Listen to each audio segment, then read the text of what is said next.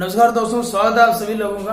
तो आज से अपने एक नई सीरीज स्टार्ट करने वाले हैं जिसके अंदर आप लोग जो है इंटरव्यू के क्वेश्चन करेंगे। और ये जो कुछ ऐसे क्वेश्चन उठाए हैं मैंने जो आप लोगों के इंटरव्यू के दृष्टिकोण से भी काफी इंपॉर्टेंट है। इसके अलावा आप लोग कोई भी कंपटीशन एग्जाम देते हो वहां भी ये क्वेश्चन आपसे बार बार पूछे जाते हैं।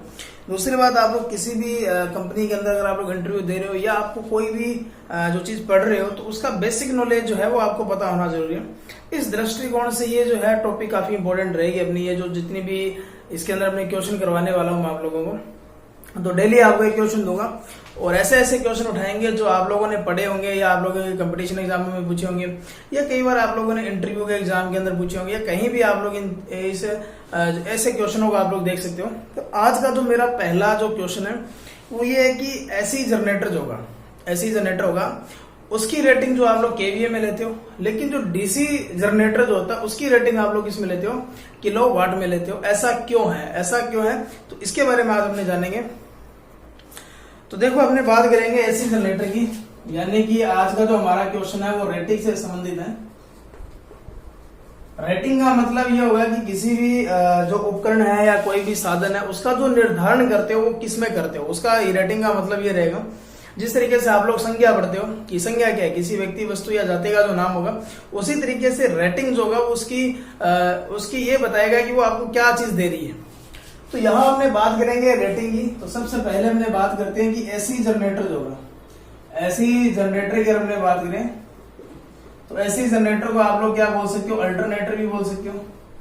इसके अलावा इसको सिंक्रोनस जनरेटर भी हमने क्या कर सकते हैं, बोल सकते हैं, क्योंकि जो सिंक्रोनस मोटर जो होगी और सिंक्रोनस जो अल्टरनेटर जो होगा या सिंक्रोनस जनरेटर जो होगा वो दोनों की जो स्ट्रक्चर जो होती है, बॉडी जो होती है वो सेम होती है, पार्ट सेम होते हैं। जिस तरीके से डीसी मशीन की अगर अपने बात करें तो डीसी मशीन जो होती है उसके अंदर आपका एक जो जनरेटर होगा, दूसरा कौन सा होगा, मोटर होगा। दोनों के जो पार्ट जो होते हैं वो सेम होते हैं, लेकिन थोड़ा सा काम करने का जो तरीका होता है वो अलग होता है।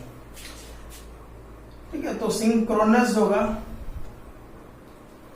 तो सिंक्रोनस जनरेटर, तो ये आप लोग यहां से याद रखेंगे। लेकिन एग्जाम के पॉइंट ऑफ व्यू से या जो कंपटीशन के पॉइंट ऑफ व्यू से अगर आप लोग देखें तो आपसे जो क्वेश्चन पूछेगा, जब ये पूछेगा तो डीसी के साथ में अगर डीसी जनरेटर दे रहा है तो वहां आपको जो क्वेश्चन में देगा तो वो एसी जनरेटर ही देगा, इधर वाले नाम आपको नहीं देगा। अब आप लोग देखें, और इसके अलावा जो डीसी जनरेटर जो होगा, डीसी जनरेटर हो गया, ठीक है, और डीसी जनरेटर को रोटरी एम्पलीफायर भी कहा जाता है, ये भी आप लोग याद रखेंगे। और एक सीरीज के अंदर मैंने इनके उपनाम भी आपको बताए थे।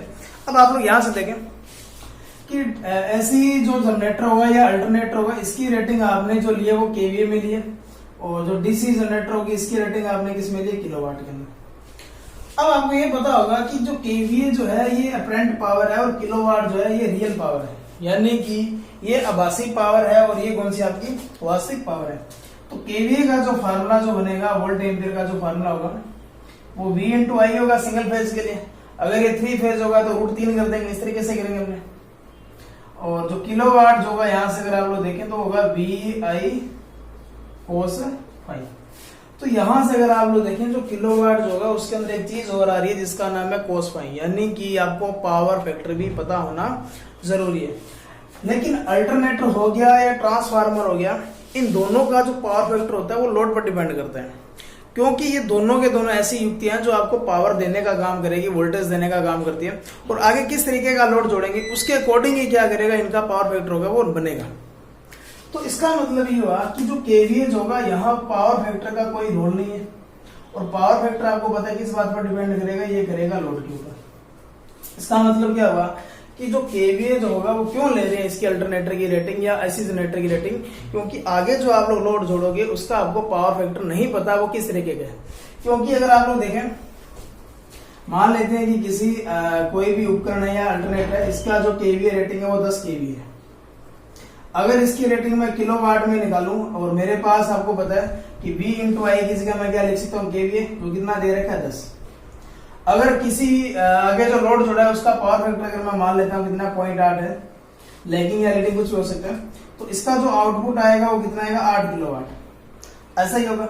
अगर यही पावर फैक्टर 0.8 ना होता, 1 होता, तो इसका आउटपुट कितना आता, 10 किलोवाट। इसका मतलब ये हुआ कि अगर आपका पावर फैक्टर चेंज हुआ तो अल्टरनेटर का आउटपुट भी चेंज होगा। इसका मतलब अगर उसको आप लोग रेट KW में करते हैं, अगर उसको रेट किस में करते हैं, KW में करते हैं, तो ये KW आप लोग फिक्स नहीं बता पाते क्योंकि वो कितने KW का ऐसे जनरेटर है या ऐसी अल्टरनेटर है या ट्रांसफार्मर है, क्योंकि ट्रांसफार्मर की रेटिंग अगर आप लोग देखोगे तो KVA में ली जाती है।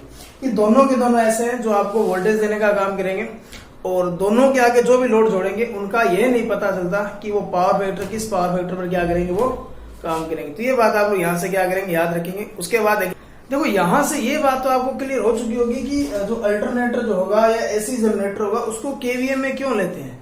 इसके पीछे अगर रीजन पूछा जाए तो जो लोड जो होगा उसका पावर फैक्टर अपने को नहीं पता, और आपको ये भी पता होना चाहिए चाहे ट्रांसफार्मर हो चाहे अल्टरनेटर हो, दोनों का जो पावर फैक्टर होता है वो लोड पर डिपेंड करता है। यही होगा। अब आपसे सवाल ये पूछा गया है कि अल्टरनेटर जो एसी जनरेटर है इसकी रेटिंग तो आपने KVA में ले ली, लेकिन DC जनरेटर होगी इसको किलोवाट में क्यों ले लिया आपने। तो इसके पीछे कारण देखें क्या रहेगा। तो अभी मैंने आपको बताया था कि जो KW जो होगा यानी कि किलोवाट जो होगा वो क्या होगा, VI क्या रहेगा, cos फाई रहेगा। इसका मतलब क्या हुआ, इसका मतलब ये हुआ कि जो DC जनरेटर है इसके अंदर पावर फैक्टर अगर आप लोग देखें तो पावर फैक्टर क्या रहेगा, फिक्स रहेगा। क्यों रहेगा पावर फैक्टर, तो आपको पता है कि अल्टरनेटर जो DC जनरेटर होगा वो पावर देगा, वो वोल्टेज देगा, वो कौन सी देगा आपको, जो वोल्टेज देता है वो कौन सी देगा, DC देगा। और DC का पावर फैक्टर कितना होता है, 1। इसका मतलब यहां इसका cos फाई का मान क्या है, फिक्स है। तो इसलिए आप लोग याद रखेंगे कि एसी जनरेटर को जो रेट किया जाता है वो KVA में किया जाता है, और DC जनरेटर को जो रेट करेंगे वो किस में करेंगे, KW में। कारण अगर आपसे पूछा जाए, इसका पूछा जाए तो ये याद रखना कि इसका अंदर जो लोड जो होगा उसका पावर फैक्टर अपने को नहीं मालूम होता, और आगे जैसे भी आप लोग लोड जोड़ेंगे उसके अकॉर्डिंग इसका पावर फैक्टर क्या होगा, चेंज होगा। आपके पास 3 तरीके से लोड होते हैं, एक आपका होगा रजिस्टिव, एक आपके पास होता है इंडक्टिव और एक आपके पास होता है कैपेसिटिव। रजिस्टिव लगाते हो तो आपका जो पावर फैक्टर होगा वो यूनिटी होगा यानी इकाई होगा। L के कारण क्या रहेगा, लैगिंग रहेगा, और C के कारण क्या रहेगा, लीडिंग। इसके अलावा आपने RLC सर्किट पढ़ा होगा, RL है तो लैगिंग होगा, RC होगा तो लीडिंग होगा, वो सीरीज से समांतर हो, और तीनों अगर आपने RLC जोड़ दिया तब उनके इफेक्ट पर डिपेंड करेगा कि L का इफेक्ट ज्यादा है या C का इफेक्ट ज्यादा है। तो इसका मतलब अल्टरनेटर और ट्रांसफार्मर जो होगा इन दोनों का जो पावर फैक्टर होगा वो लोड पर डिपेंड करेगा। इस वजह से आप लोग याद रखना कि इनको जो रेट करेंगे वो KVA में करेंगे, क्योंकि पावर फैक्टर जो होगा वो अननोन होगा, लोड जो होगा वो अननोन होगा। लेकिन अगर DC जनरेटर की पूछा जाए KW में क्यों करेंगे, क्योंकि इसका आउटपुट जो होगा वो DC होगा, उसका जो पावर फैक्टर होता है वो हमेशा क्या होगा, फिक्स होगा। इस वजह से इसको जो रेट करेंगे वो किसमें करेंगे, KW में करेंगे। तो आज की वीडियो कैसी लगी, वीडियो के बारे में कमेंट जरूर करें। आपके जो रिस्पॉन्स अच्छे आएंगे तो इसके बाद अपने अगले टॉपिक पर चलेंगे जो कल रहेगी क्लास। तो मिलते हैं नेक्स्ट टाइम, धन्यवाद।